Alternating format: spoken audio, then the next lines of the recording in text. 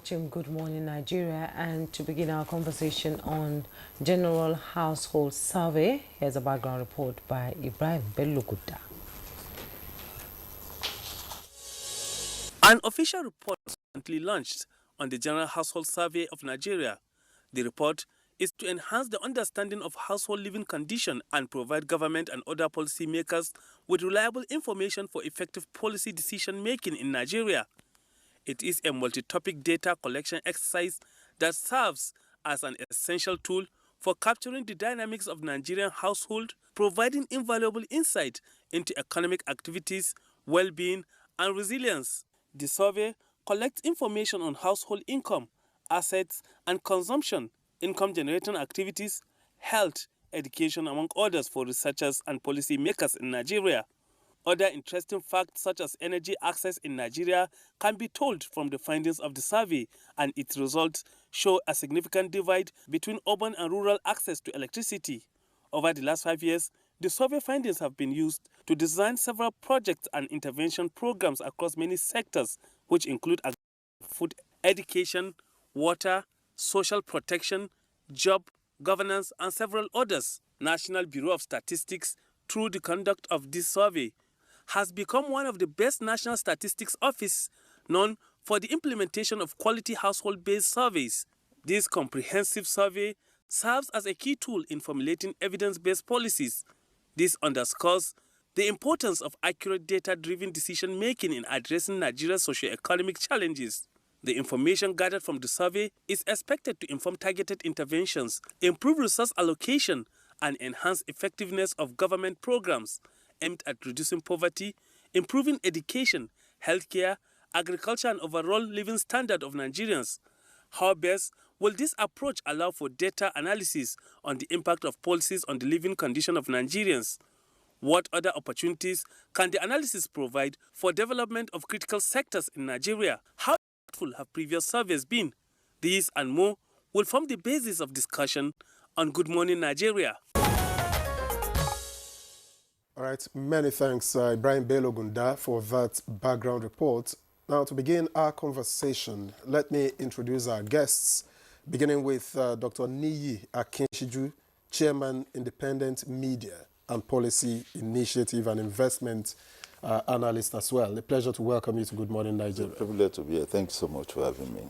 Let me also welcome Yushau Aliyu, who is an economist. Thank you for joining us. Thank you. Good morning, Nigeria. Jumai. And also we have here seated in the studio Dr. Emeka Okwengo, a development economist. You're welcome to Good Morning Nigeria.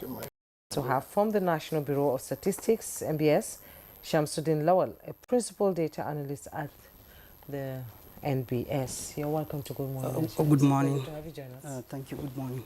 All right. I think it's fair to say that the NBS has called this party. So let's begin with the NBS.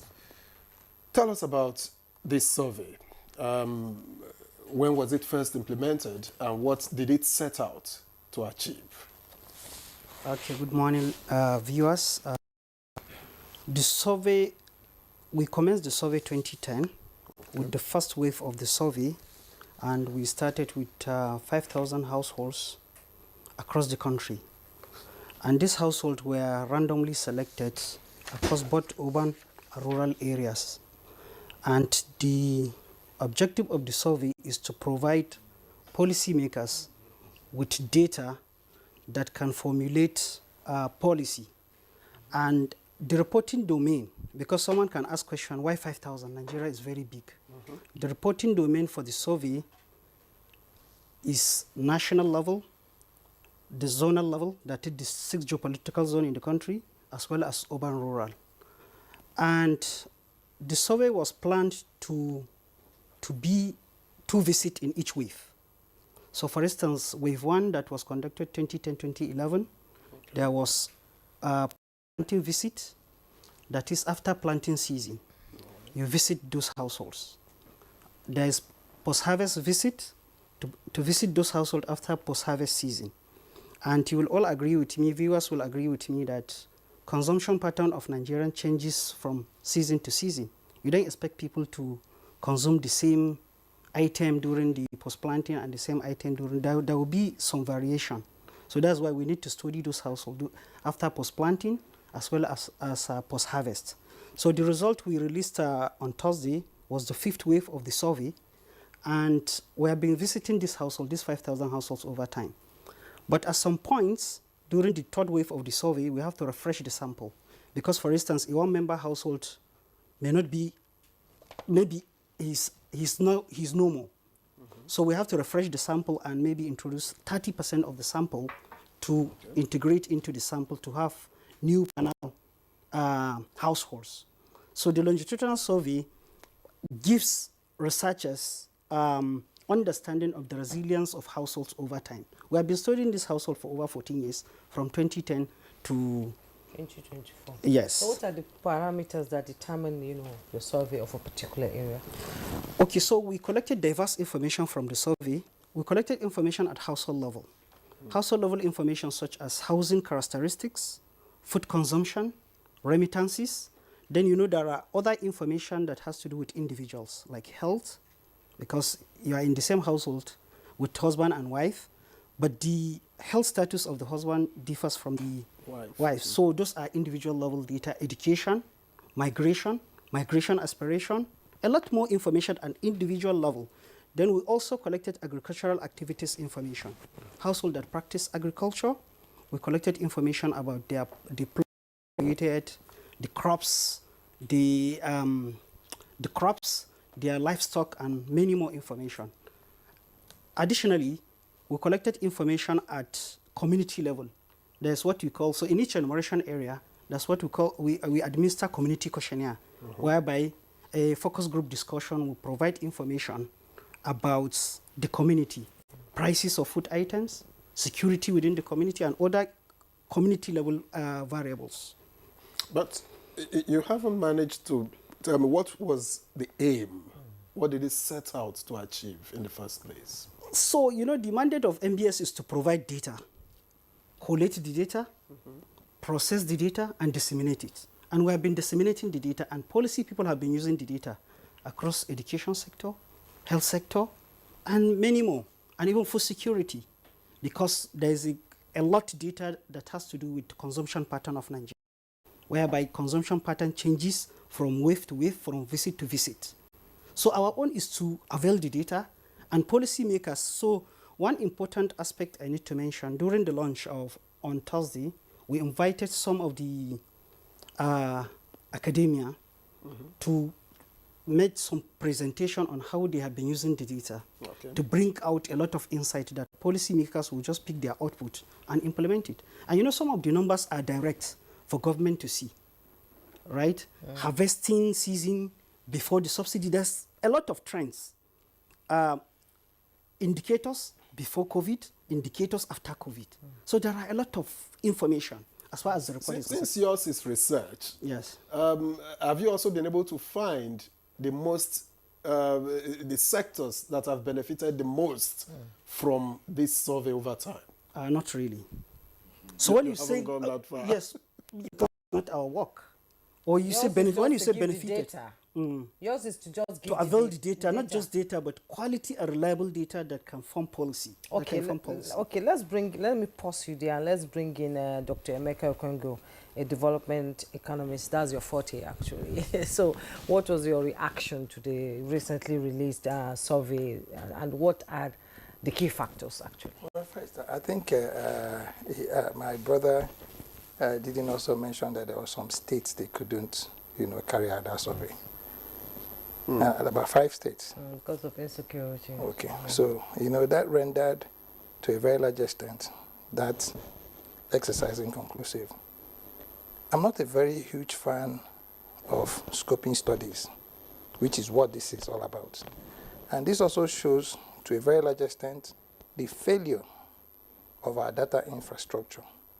Okay, because that we're talking about now, a country that has statistics of 93 million confirmed people living under the breadline should not be talking about an academic exercise, which is basically what this is all about, with a lot of respect, to the NBS for what they do. But they can't do more than they're allowed to do vis-a-vis what's available to them.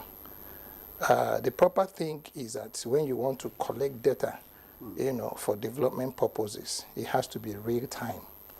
Okay, what should have happened is that NBS should have been able to now have infrastructure at the local government levels that generate this data on a daily basis.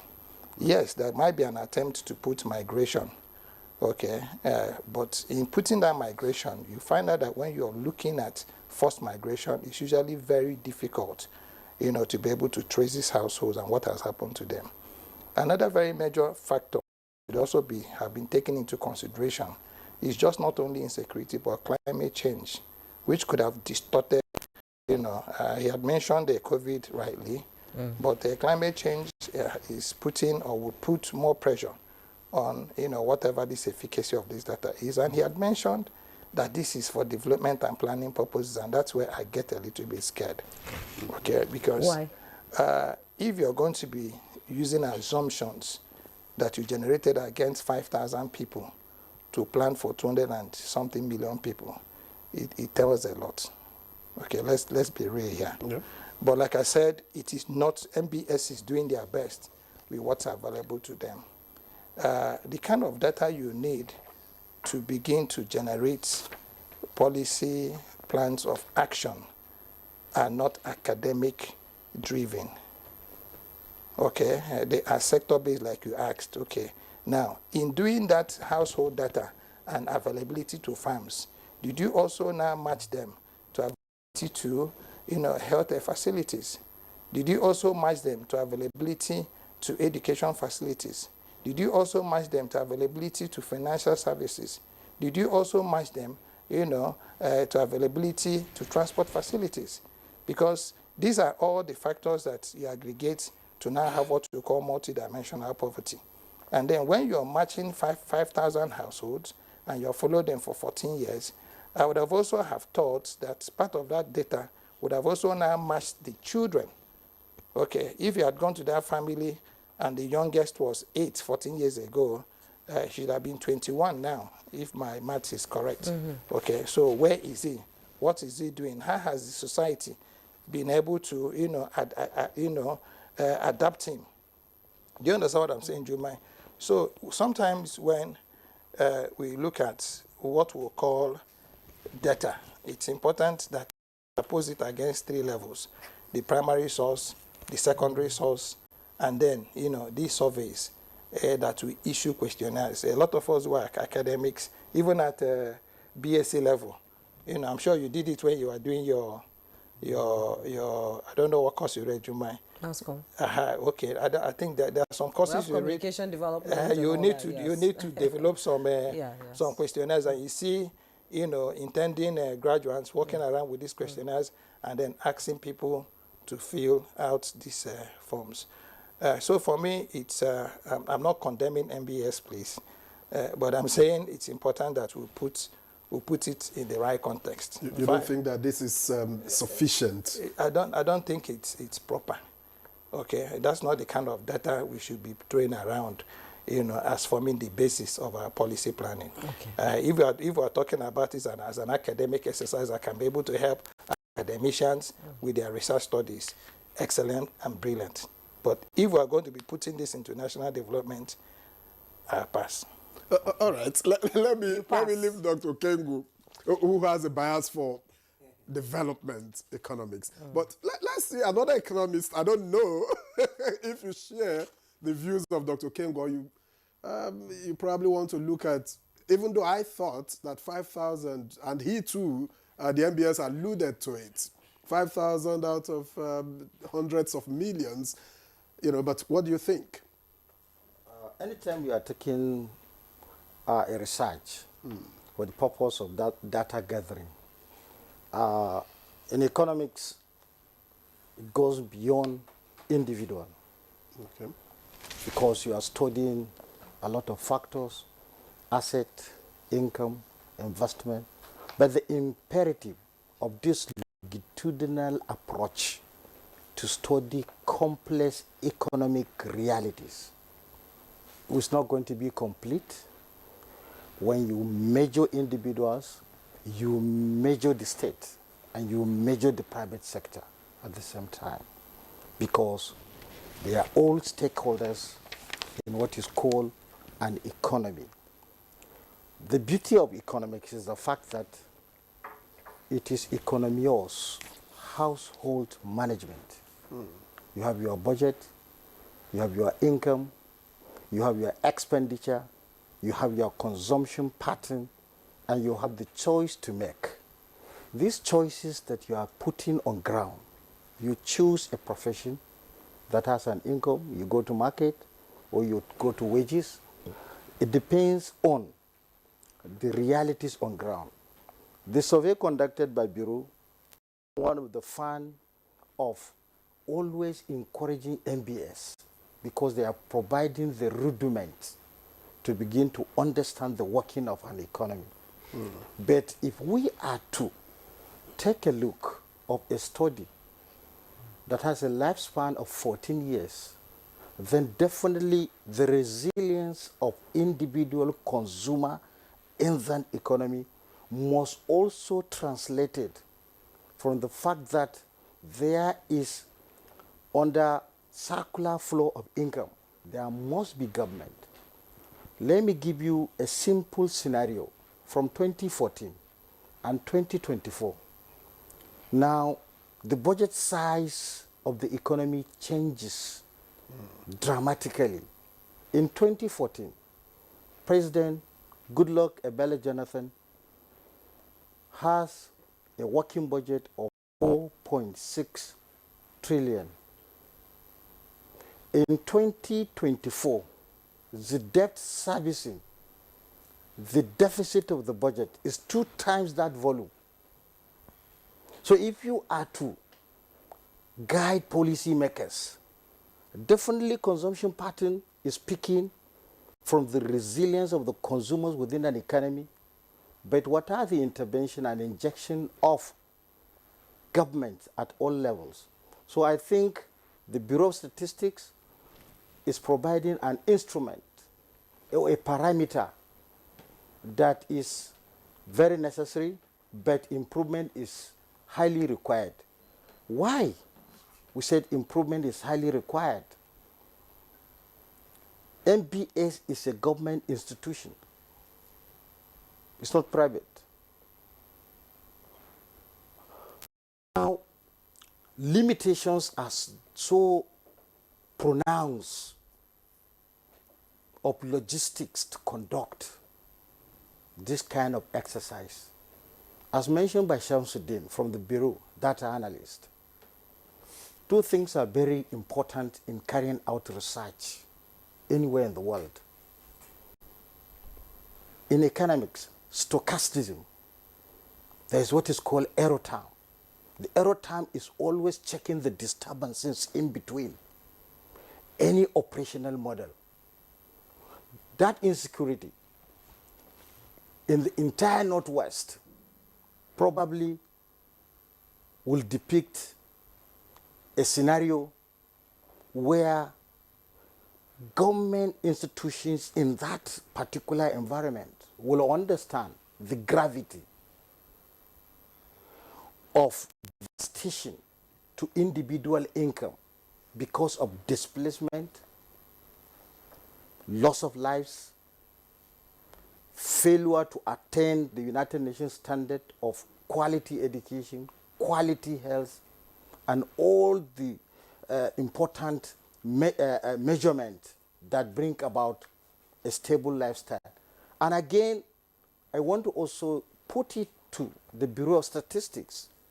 I want to recall in 2023, the same Bureau of Statistics produced a result where over 133 million Nigerians facing multidimensional poverty.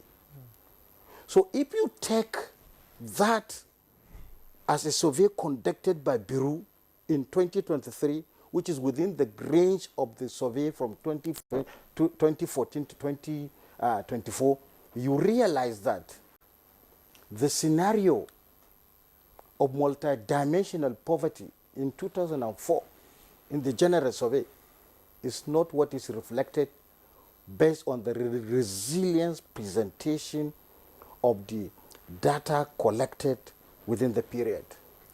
Oh, you know, I love when I have them in the studio, the duo of them sitting down here. Let's bring in Nia Akisuju. You know, this survey is supposed to push policy decisions for government. And would you say that the methodology they used in the survey and the 5,000 household is a determinant factor for policy making?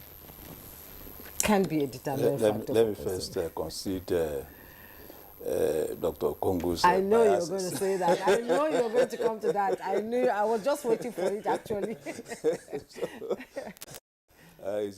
His bias is acknowledged, but I must also acknowledge the fact that the bureau, you know, has done and has continued to do something substantive. You know, the intervention is not just nominal; it's substantial. Perhaps the most difficult survey to conduct is a longitudinal survey, because it talks to the fact that you have to go to the primary source of the survey from the first go, and you keep going to them at that period from the year determined, you know, to conduct the survey. So if you have done 2010 stroke 2011, and I think they did 2013, 2014 or something. I think they did 2018, 2019, then 2023, 2024. So we're talking about 5 waves now. It means that you must try as much as possible to reduce possibility of attrition. That is, people moving from that locality, you know, migrating from that locality, and the possibility of you not seeing that same set of people that, or that same household as constituted originally. So for them to even have just a record of 13% attrition, you know, when I read it, I was impressed, because Nigeria is a very mobile geographical space. Household moves a lot towards economic impetuses. So you see rural, urban migration, especially, you know, and you also see urban metropolitan migration, what we call JAPA, you know. So it is when you consider that factor alone, to have a manageable number, you know, statistical number in that same geographical space over a period of 10, 14 years, it means that the figures are well managed. I don't personally believe that the bigger the number in the statistical size, you know, the more effective it is. Sometimes it could even give you the problem of error, you know. So 5,000 is not bad if it is properly calibrated, you know. Except for the fact that some states, 5 states, you know, were not. Which is a lot. It has issues, not meaning a lot. It has its own challenges, as it were. But the important thing is, once it is stated in the findings and the discussion of that survey, that this number of people or this number of states were not surveyed because of this issue, so you take an acknowledgement of that too, you know, in understanding the essence of that of the data so gathered. Is a limitation. It does not erode the value of the data, you know, because eventually when you also now come to the data themselves, you see obvious differences, you know, between what was the data gathered in 2023, 2024, for instance, and 2019, 2018, 2019 in the wave 4. So I think to a large extent, my reading of the data as they were shows that the data are true reflections of what is currently happening, you know, in Nigeria. they had two reflections. One, the fact that they could not conduct the survey in those states shows that we had issues with security. And we also have the data talking about access to food, quality food, choice of food, independence of preference to the kind of food you want to eat and all that. And the figures, even from the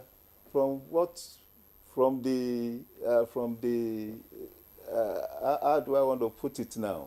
From the commonplace observation, you know, for me, there's a validation, you know, of what we think, you know, is happening in the environment.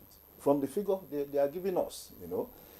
And I think principally the whole essence of the survey itself is pivoted on agriculture, which is seen as perhaps the mainstay of the Nigerian economy, and that the larger population of the Nigerian economy revolve around agriculture.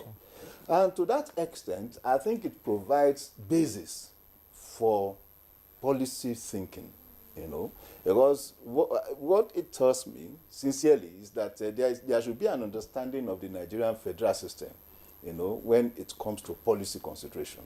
There's this tendency to continue to look at Abuja for everything. But most of the issues, you know, most of the data gathered sectorially talks to federal responsibility, but mostly state responsibility. So if we are talking of agriculture and land, for instance, the average plot of land, that's about 40 million households. I think that also confirms what they saw in 2018, 2019, when the average plot of land was still just about 2.4 acres for an household. I have about 40-something million households involved in agriculture. It tells you that the level of our subsistence farming, it's even so low, because you have a household of 5 or 4, just depending on 2.4 acres of land. I mean, 2.4 acres of land, and they are going to feed on that, trade on that, you know, and of course depend on it for their existence. So, would this also address the fact that state government, for instance, need to create a policy of unleashing more arable land out of the possible 650 million hectares of arable land in Nigeria? And this land are invested in the states, not even in the federal government. And we can go on and on like that to look at all those aspects, all those sectors as they affect the economy. Thank you, Nia Kinshiju. I think I should be back to Shamsuddin. Now, you have had the benefit of listening to all the other analysts, the concerns particularly that they have raised. So how did the NBS work around the inadequacies? Nia said there are limitations. One way or the other, they are the same. You know, how did you work around the inadequacies to put it out, you know, believing that it will still be effective? And perhaps if you shed light on how those who attended the launch, who's, you know, detailed how they are using it, if you shed light on how they're actually using it, perhaps we will all understand better. Thank you very much. So I listened to the submission of Chief. Maybe before I answer your question, I want to clear something that the report or the findings is not just for academic purposes. Different users can use the report. I need to correct that. And the issue of sample size is about reporting domain. It's a function of reporting domain. And what I want to correct is that during the analysis of the data, it's not like we just analyzed the 5,000 households. And in the report, we were so transparent. We mentioned the number of households we interviewed in the last wave. We couldn't interview the 5,000 households, right? Because of the attrition that my brother here mentioned. Because that's why we are so transparent to mention everything. So there's what we call data weighting. I know the meaning of data weighting, whereby the selection will represent other households that are not in the sample. So we weighted the data before we analyze the data. It's not like we analyze the interviewed households. We weighted the data so that the data can be representative of the reporting domain. That is the national level, the zonal level, and the urban rural. Then another thing I need to mention is about what we carried out after each of the visit, households and individual tracking, whereby he mentioned that people move around in Nigeria. People from Zamfara can move to Enugu. So because all the state of the federation, our interviewers are there. So we tell them this is a tracking activities. Once they move to somewhere, because we collected their information, phone numbers and other things, we track them. We track even individuals. So that if they say, this person from 2018, this person is no more, he's late, we'll close that person because we have what we call household roster, where you have all individuals. And we have been tracking their ages. Then another thing I need to mention is we have other products, because the GHS panel is not the only data source for policy planning. Like Dr. Yusho mentioned about MPI, that has to do with the deprivation. I heard him saying just opposing with the deprivation and education. The essence of this one is the GHS panel is to understand the resilience of household in Nigeria, how things happen over time. But the deprivation, we have a survey, MPI, that will release 2022, which says that 133 million Nigerians are multidimensionally poor.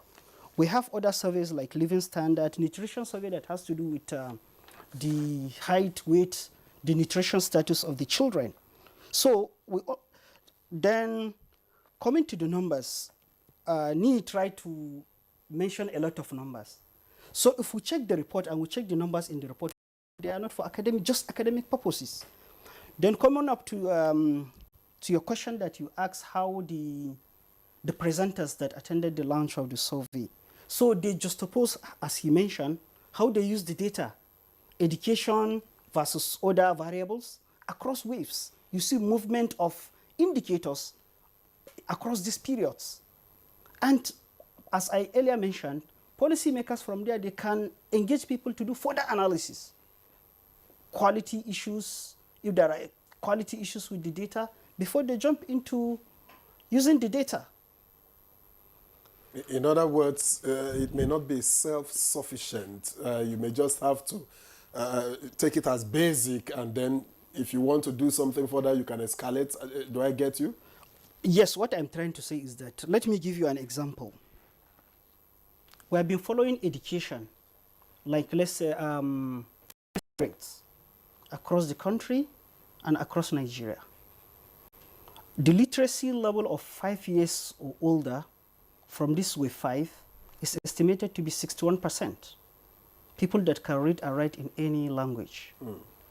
But where we are coming from, there's a deviation. So policy people can pick it without even doing further analysis. I'm saying is that if there's need to do like complex and further analysis, people can do that further analysis, because what we release that day, we release the reports as well as the micro data for people to do further analysis with the micro data. But even the numbers within the report can inform policy, with or without doing further analysis, because we have a lot of trend analysis. For instance, let me give you a finding from the food consumption, from the post-harvest of wave 4 and the post-harvest of this wave.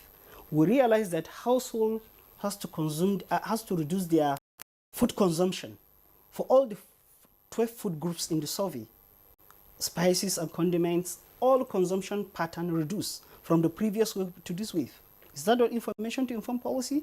To show you that there's food security issues without even going to further analysis. Let me give you another number.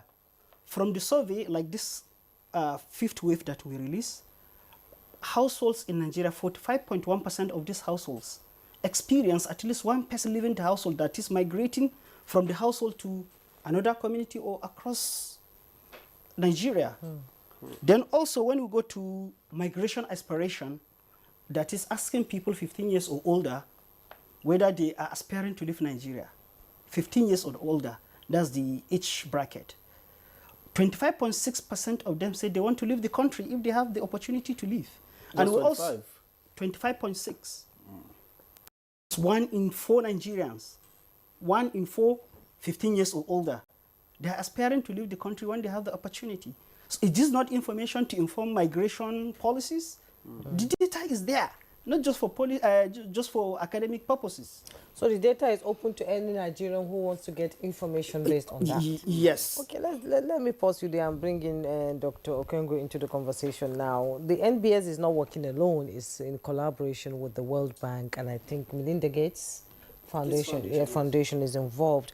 My question is now, how can this survey, you know, be able to contribute to formulation of government policies, especially in the developmental, you know, area? Some people, like you argued, 5,000 households is not enough to determine it for it to be able to push for policy making. Well, you see, when you use the word academic, I didn't use it lightly. Yes. Okay. Academic was supposed to have triggered. It simply means that this can actually be expanded. But when you want to use the word policy, then it's something else. It becomes more integral, it becomes more involving, it becomes wider spread.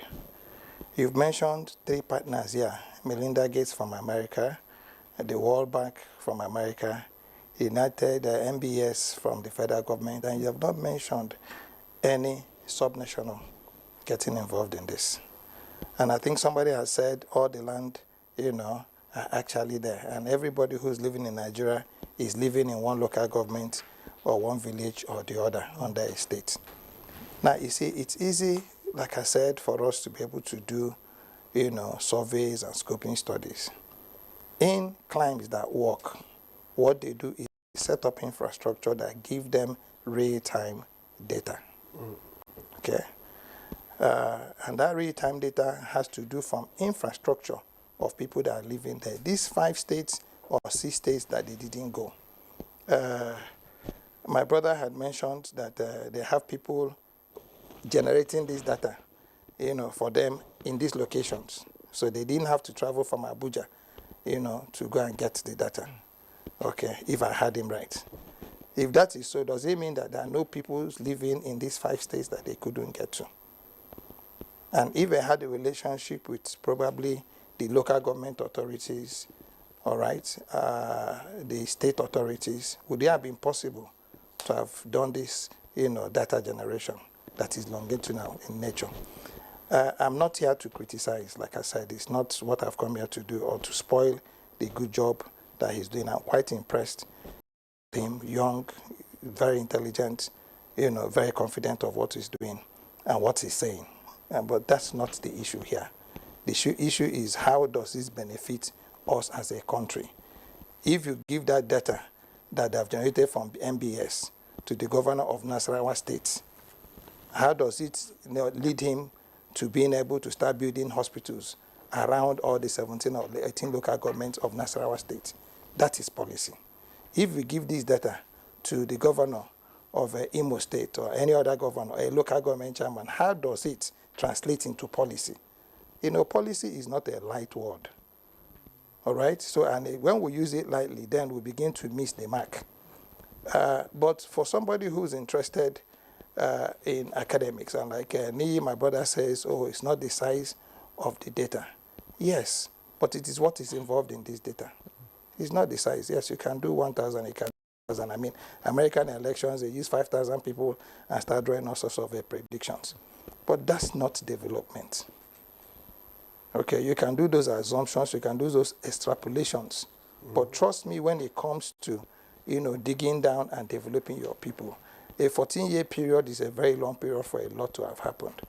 Okay, and if you're going to be tracking people over this 14-year period, it would have been nice, you know, of also even giving some background to the people you're tracking. Okay, what has happened to them over this period, who's done what. Maybe you would have started from a small rural family, like with a bright, you know, son like this, you know, who's risen to become a principal officer in government. That would have been something very heavy. And then that trajectory of how he got there, the primary school education, the secondary school education, et al. Would have been able to, and I'm talking from a development perspective. Okay, what we need to be doing is to encourage government to help NBS to help all of us. Okay, and as long as we are not helping NBS to help us, we're going to be getting this kind of data and all of us will be fighting about efficacy or not efficacy. If this data had been generated, from source, by source, true source, okay, we won't be having this argument. It would have been more, inclusive, all right? It would have been better, it would have been wider, it would have captured a lot of, those issues that are now, you called it, I don't know how he put it now, but I think they're inhibitors. Okay, they are not issues, they are inhibitors, and they are very major inhibitors to you being able to now develop or map a program, that can form some larger use for everybody's or what you call common good. Okay, so I raise my case on that. I wish NBS well. I have nothing against them. But when you are presenting and you're using the word policy, then make certain that we're going to be interrogating what you get into, what you're giving to somebody to drive, a policy decision. Policy is not a light word. All right. Thank you again, Dr. Okengu. Yushao, I don't know if he has managed to change your mind a bit regarding the efficacy of the data. Holistic research corridors requires wider coverage and does not include exclusion. There should be research even in the war field.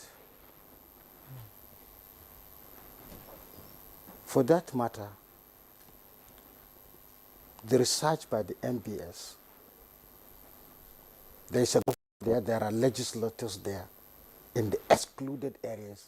It should not be. And the period under review, 2014, event changes. It's a long time. Do you understand? In 2014, probably Boko Haram was active. In 2014, bandit is not active. Banditry was not active in the Northwest.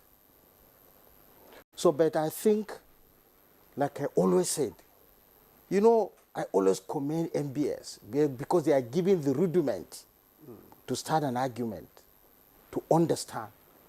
But they are not doing well in terms of publicity. There should be an arena where the entire society will understand that NBS is carrying out an exercise of survey. People will be more conscious. Congratulations to NTA for bringing this topic. Governors at state level, they don't value these informations. People look at a certain range, they look at them and anti-government policies when they release information. But I'm encouraging them that once you are releasing data, it's like a medical doctor. When the president is sick, president is sick. He has to be attended to. When the economy is sick, economy is sick. There is no two ways about it. There is poverty. Number of poverty is increasing. Resilience does not matter at all. But proactiveness of policymakers is what matters. Look, disturbance factors in all research must be guided by the stability of that economy. Income, asset, you cannot keep income when purchasing power is eroded. I would like to employ the NBS to include in the analysis the purchasing power of individuals as a result of changing of disturbance terms. Inflation. Inflation was 11.5% in 2004. Inflation is 32.7% in 2024. These are disturbance terms that are really changing the narratives. People move from one place to another because their income is not sufficient enough. Because individual consumers, the beauty of consumers, we are all consumers. You cannot defy. There is no any argument. If you are hungry, you are hungry. Do you understand? And you must consume with an income. But what is the percentage among the survey group that are adding value to their consumption power in the market. I quite agree that NBS, like I said, is limited resources. Let us talk directly. You cannot do to maintain research of 5,000 households to track them. Did you know the cost of maintaining that? And if you are to cover 100 million Nigerians, do you know the cost of that? But therefore, reliably, a relatively certain range has to be a factor. But that certain range must cover 36 states and the FCT, must cover 740 local governments in Nigeria, because a local government alone is producing what we are selling and share. That community should not be ignored. A community, one local government is producing what we are all consuming. If a community is producing what we are consuming, and at the same time we fail to trace the trajectory, portfolio of individual consumers in that environment, these are some of the things that academically you have to put them in. It's a research coverage. Everybody has a yardstick, has a dimension. But looking at the conglomeration of the institution carrying out this report, the World Bank, the Melinda Gates, and the Bureau of Statistics, if you put the associate cost in running this for 14 years, you know that resources has been spent, and they have done the best to bring out an information that we are here discussing. Not only discussing it, I want us to understand that the job of Statistic Board does not end in producing data. It has come with recommendation in each research. You have to be bold to bring out recommendations, because you cannot be telling Nigerians inflation is now 32. And what are the factors? The trained official must understand what triggered these changes. And also we, as politicians, we must accept the Bureau that what they are giving us is they are trying to save our lives, to save the life of the economy, and to bring life to the economy. World Bank is taking this report. This report will be interpreted. It may be used against this nation, and it may be used for this nation, because whatever World Bank has funded, definitely they have research on table to make use of it now or in the future. Mr. Nee.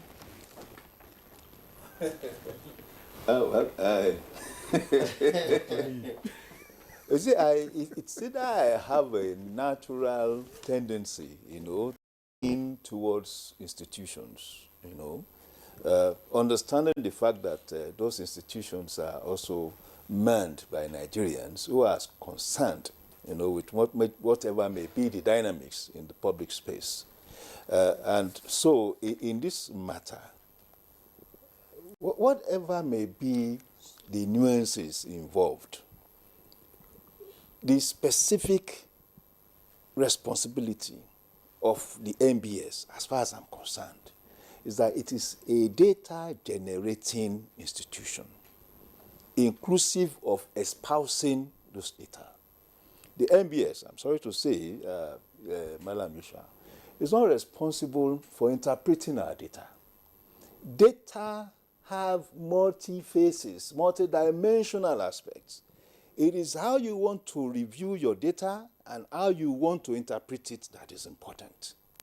So for me, what the if we are talking about 65% of Nigerians not having access to food, for instance, the interpretation is in the food inflation that was shown to us in October food inflation, that shows that food inflation had gone up to more than 40% after reducing to 39% or 37% or something. And you can also interpret that by the study on nutrition, that had also been conducted by the same NBS. There is no survey that is V-shaped. Every survey has a guide rail. you know, and that's to the extent that there's a scope. If you allow a survey to be open-ended, then you have an issue, you know, in understanding the context of the survey. And to my mind, this is what the NBS is doing. NBS is not giving us the outcome of inflationary figure in the household survey. We have that in the inflation, in the CPI, that is done every month. But there is a relationship between those survey and the household survey. So for me, what is important is that we have a data. I have a data. Don't let people say we can argue over this. But I have a data, for instance, that validates my advocacy around what the subnationals should be doing in agriculture, for instance. And that why would we have about 650 million hectares of land, you know, and we have less than 350 million available for use, you know? Why are they sitting over this? What are they doing about those dormant land, those unemployed lands? And land is supposed to be a factor of production. What are the governors doing about them? You know? So for instance too, if we see a lot of mobility from the rural area to urban area, I think that the figure talks about 80%, you know. And of course, you also have higher tendency to own houses, individual houses in the rural area. Why would an average Nigerian live where he would own a house and move to an urban area and most likely go and settle in the ghetto, where life is unsafe for him? What is the governor doing, you know, to ensure that people, you know, are discouraged, people are incentivized to establish homestead in the rural area? It's possible to enhance economic activities, social engagement, infrastructural facilities in the rural area, and by so doing, limit the movement from the rural area, you know, to the urban centers. And now we are talking about less employment in the Nigerian nation. What that tells us is that most Nigerians that were engaged in agriculture before had moved to the urban centers, most of them not engaging in any form of economic activities. So this data for me are interpretable. It's yes, for every data you have, and I agree, for every data you have, there must be other form of principled survey to either enhance or to interpret the data as it were. Okay. Thank you. I would like you, Shamsuddin, to retain the right of response to whatever has been said. But let me take you to the report that the federal government was able to generate some income from this recent survey. How so? And how is that the money generated, how will it be put to use? But sorry, before I answer that, I still need I've given you the right of reply. I'm giving you the right to. You mentioned about urban rural migration. I want to bring out one indicator from the survey that I can still say categorically it can inform policy. These 15 years or older, we ask them about migration aspiration, and we ask them, yes, they say they have the opportunity to leave. Then internal migration, not going to abroad. This 35.6% of them said, because we asked them, why are you aspiring to migrate? This 35.6% of them said they want to come to Abuja here. Is this not a number? Well, these are final details that you haven't given us. Yeah, but the report is very big. I can't mention everything. I can't discuss the entire reports, right? But if, for instance, from the data, 35.6% of 15 years or older are saying they will come to Abuja, we have to see how this movement can affect infrastructure in Abuja and other social amenities. Then I think why I'm here, yes, Dr. Yusho, and I think that's why I'm here, right? And Dr. Isho mentioned about even during wars, there has to be research to inform policy. That's why even during pandemic, we had some fund surveys so that conflict areas, pandemic areas can use fund surveys.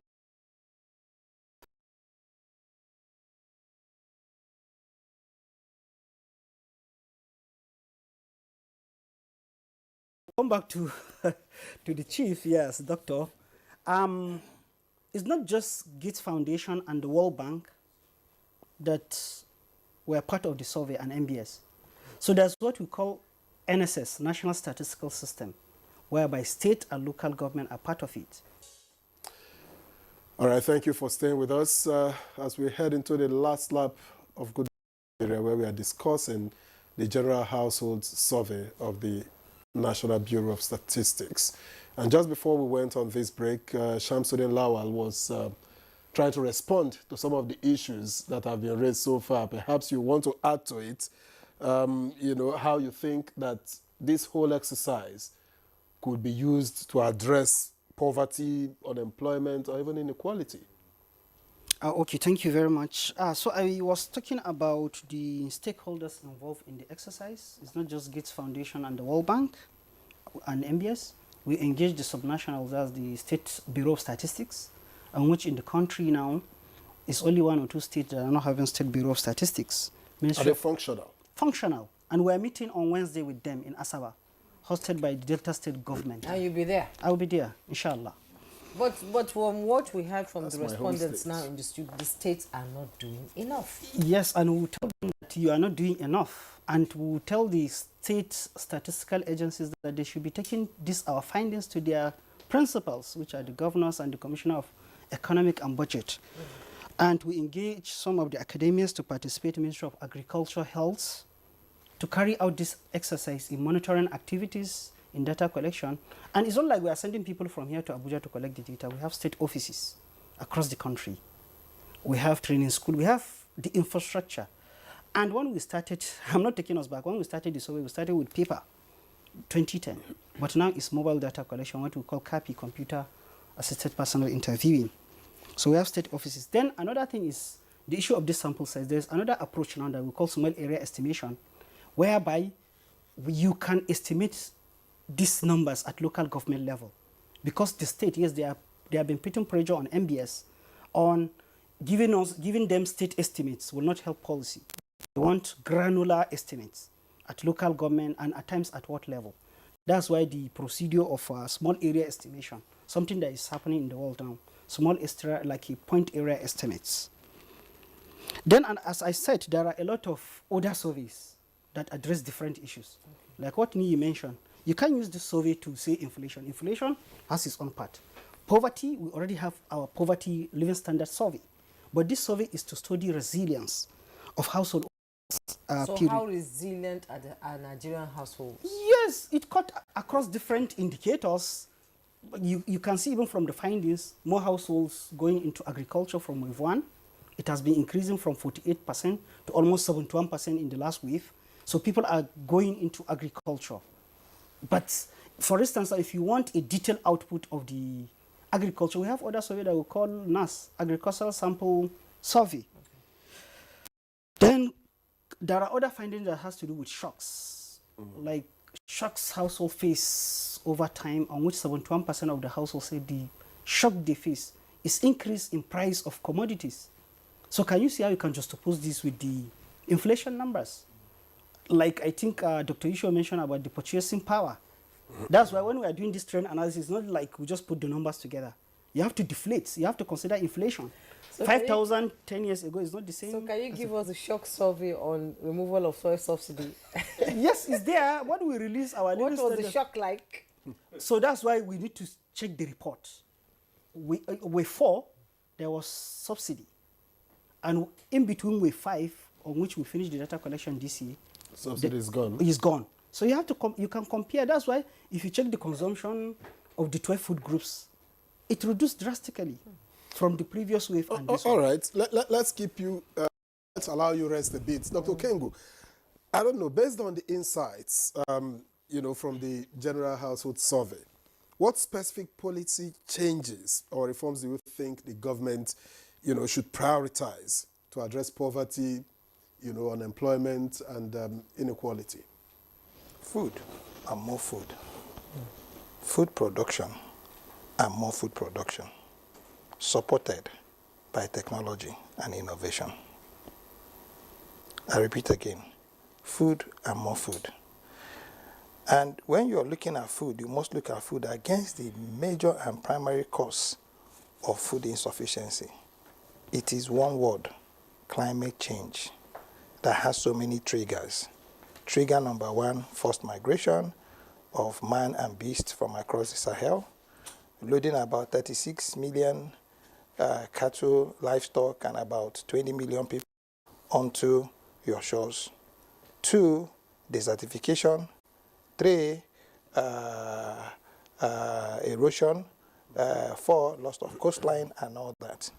Then when you now put all this together, this is in between where you now start having the effects, which everybody starts shouting about. Okay, farmer-header clash. That study, I thought I would have also seen a lot of displacements, vis-a-vis these natural factors that we're talking about. I've tried to study it, but like I said, I'm not a fan of scoping study. Each time I come here, I say it. I'm not a very huge fan of scoping study because it's a half measure, okay? When we were growing up or when we were born, what we had was real-time data of death and birth. And this death and birth data was located at the local government or what you call the divisions. What we had and who you didn't want to see come to stand behind a classroom, was an education inspector, okay, or a health inspector.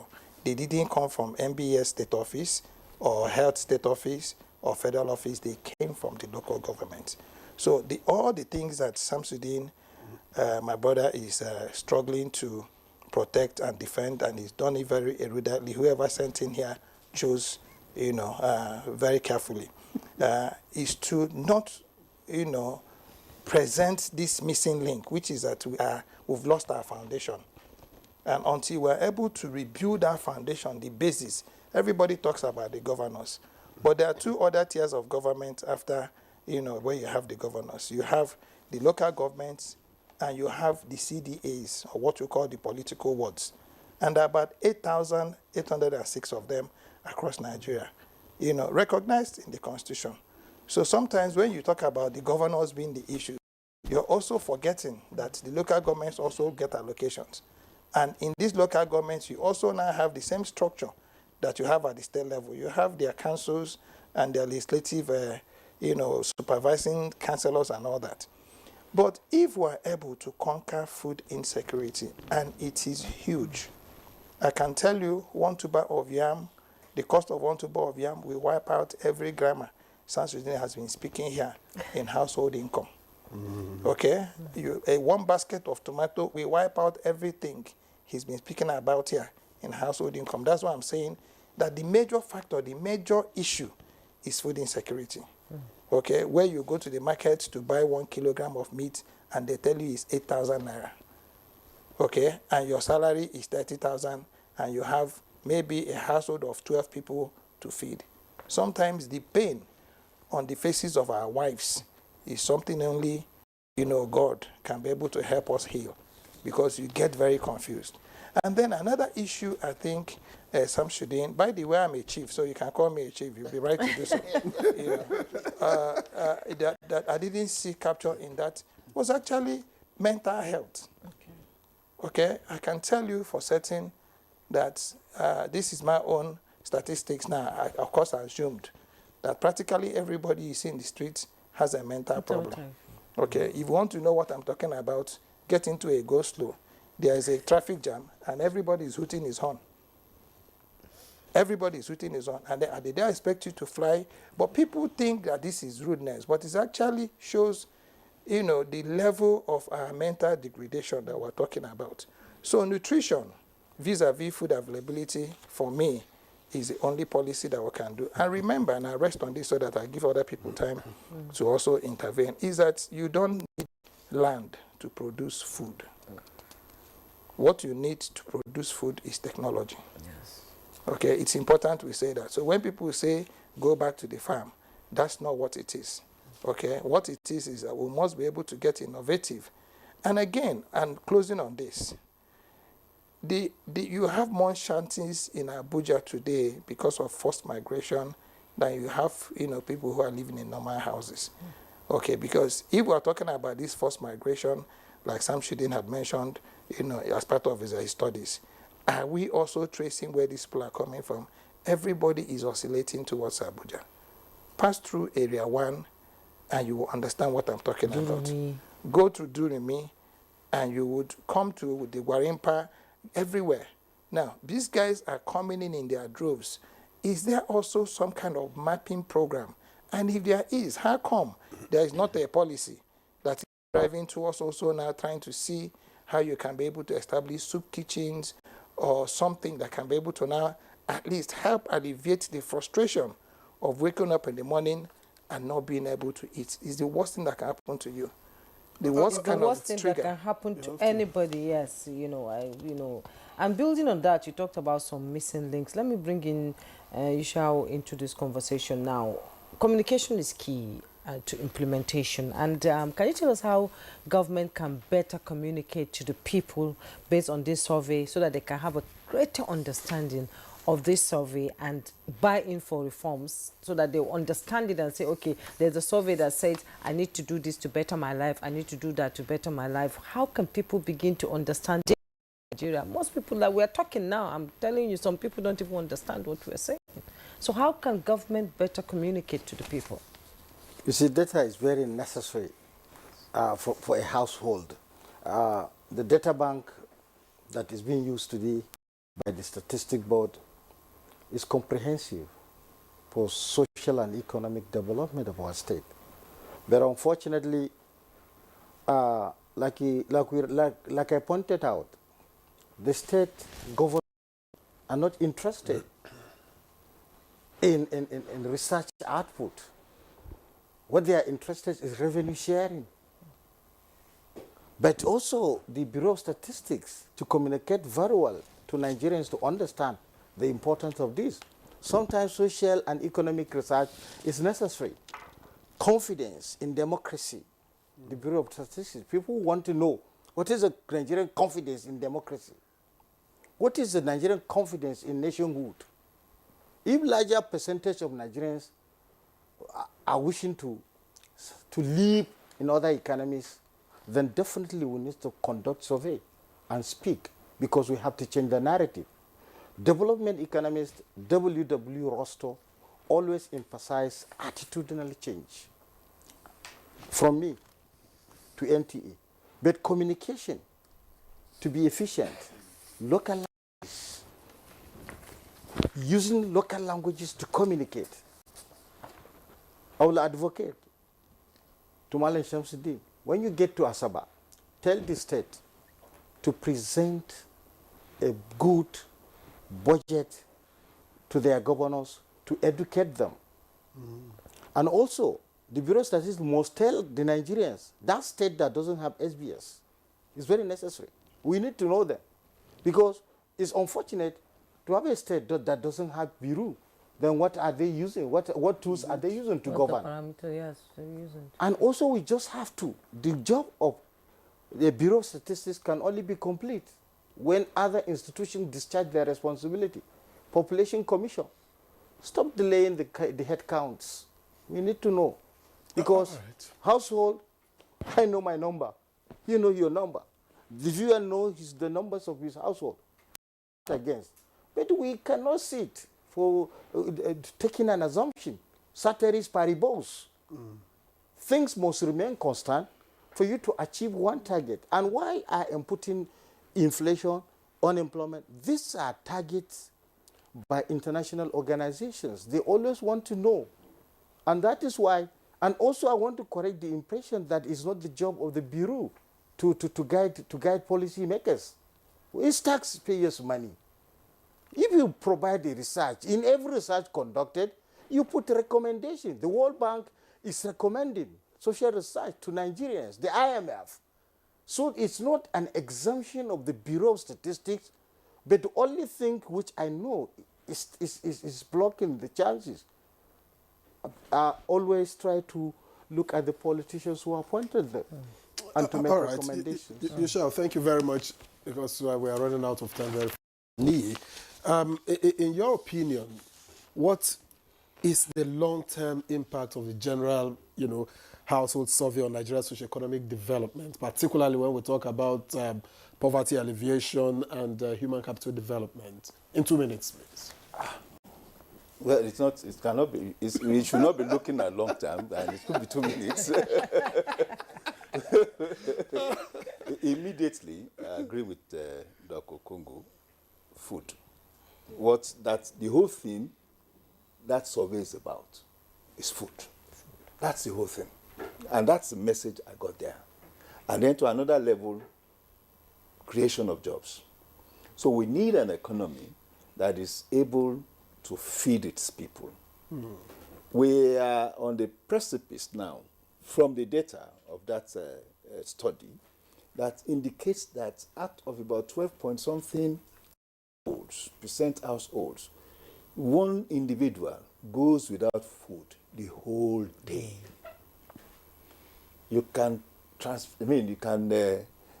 you can extend that into the public space and multiply by actual figure and understand how many people are going without food a whole day. It's a major dangerous indicator. And connected to that, because they don't also have money. What that tells us is that most people are not economically engaged to generate income to purchase food. So that is another aspect of the data. So the data is telling us so many situations. Describing so many economic circumstances in the country with impact. With impact on daily existence. So for me, it's not even about long term. It's about now. The economic transformation that we are going through now is actually reflecting, on the lifestyle and living standard of Nigerians. So the data collected should be able to form the basis of certain policies, that would, of course, mitigate the situation. You are looking at my 2 minutes. Okay, Mr. Shamsuddin. Mitigate the situation of Nigeria. I hope it gets better. Mr. Shamsuddin, you'll be having, I think, a conference or something, you said on Wednesday. So based on this survey, what do you think the outcome would be from the survey? What do you think the response of the subnational would be? So by the way, on Thursday, when we released the results, we invited some of the selected State Statistician General to represent some of the zones. We did the zones in the country. So already some of them, they already have the findings from the survey. And during the meeting, the National Consultative Committee on Statistics will have like a breakout sessions whereby there's a lot of outputs. And as I said, the NCCS is twice in a year, biannual event. We conducted one around May or so. So we will discuss output produced from that May till dates with these committee members. You have not told us the state that don't have the NBS. I don't have it up yet. But I know they are trying their best to have it. I don't have it up yet to mention this. Kamsu, you just don't want to tell us. Anyway, thank you very much, Shamsuddin Lawal is a principal data analyst at the National Bureau of Statistics. It's been a pleasure getting insights from you. Thank you very much for coming. Thank you. Let me also thank Yushal Liu, an economist who's joined us on the program this morning. Always a pleasure having you. Thank you. I'm grateful. And then to Dr. Niyi Akinshiju, Chairman, Independent Media and Policy Initiative. He's also an analyst. We thank you very much for coming. Thanks so much, sir. And to Chief Dr. Emeka Okengu. Thank you very much. You are a development economist. And a passionate we thank you for the tackling and all that. Did I tackle, please? Pleasure. Well, on that note, that's Good Morning Nigeria for today. Thank you so much for your time. Tomorrow, another interesting edition will be out there to discuss. And I'm Victor Azu. We thank you for watching. We'll see you again tomorrow.